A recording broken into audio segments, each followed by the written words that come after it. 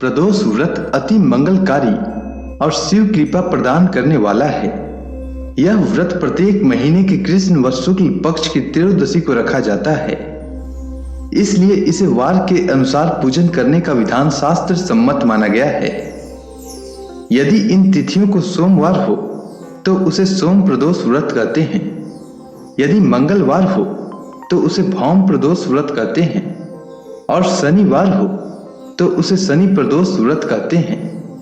विशेषकर सोमवार, मंगलवार एवं शनिवार के प्रदोष व्रत अत्यधिक प्रभावकारी माने गए हैं।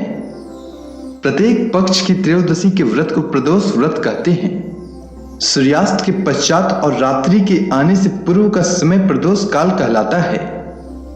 इस व्रत में महादेव भोले शंकर की पूजा की जाती है। इस व्रत में व्रती को निर्जल रहकर व्रत रखना होता है।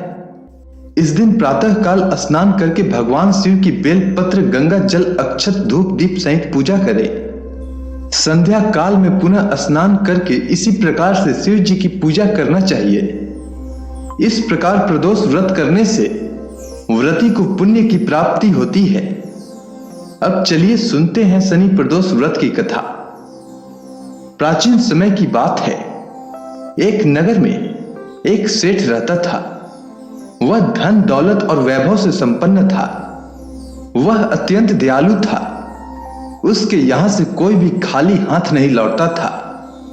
वह सभी को जी भरकर दान दक्षिणा देता था। दूसरों की सुखी में ही उसे सुख प्राप्त होता था।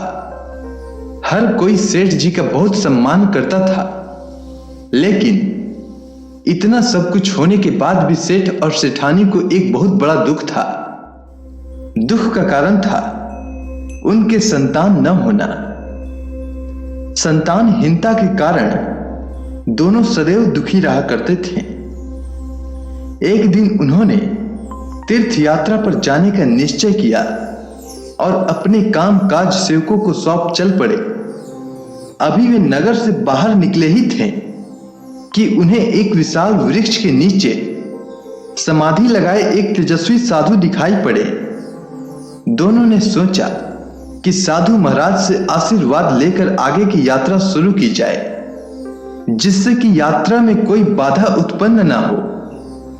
इसके बाद पति पत्नी दोनों समाधि लीन साधु के सामने हाथ जोड़कर बैठ गए और उनकी समाधि टूटने की प्रतीक्षा करने लगे। सुबह से शाम और फिर रात हो गई, लेकिन साधु की समाधि नहीं टूटी। मगर सेठ पति पत्नी धैर्य पूर्वक हाथ जोड़े बैठे रहे। अंततः अगले दिन प्रातः काल साधु महाराज समाधि से उठे। उन्होंने सेठ पति पत्नी को देखा तो मंद मंद मुस्कुराए और आशीर्वाद स्वरूप हाथ उठाकर बोले, मैं तुम्हारे अंतर मन की कथा भांप गया हूं वत्स। मैं तुम्हारे धैर्य और भक्ति भाव से अत्यंत प्रसन्न हूं। साधु ने इसके बाद संतान प्राप्ति के लिए उन्हें शनि प्रदोष व्रत की विधि बताई और शंकर भगवान की वंदना इस प्रकार करने के लिए बताई।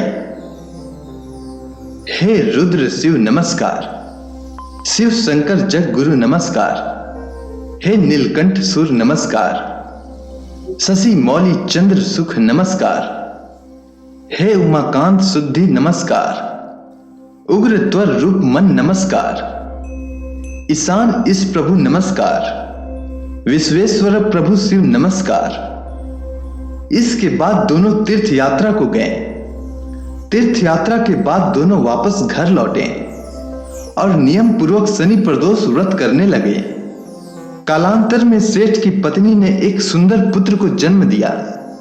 शनि प्रदोष व्रत के प्रभाव से शिव जी प्रसन्न हुए और शिव भगवान की कृपा से उनके यहां छाया अंधकार लुप्त हो गया और दोनों आनंद पूर्वक रहने लगे।